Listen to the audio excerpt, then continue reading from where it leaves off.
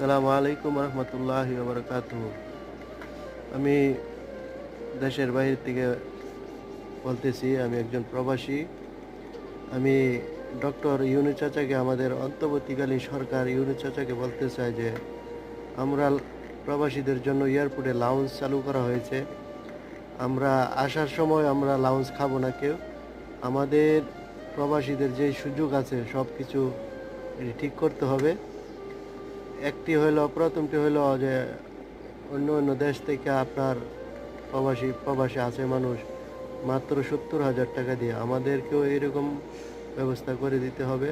দ্বিতীয়ত, যে একজন প্রবাসী 10 বছর প্রবাসী থাকার পরে তাকে ভাতা দিতে হবে। তৃতীয়ত, যে প্রবাসী আসতে হইলে আপনার পাসপোর্টের সমস্যা, তারপর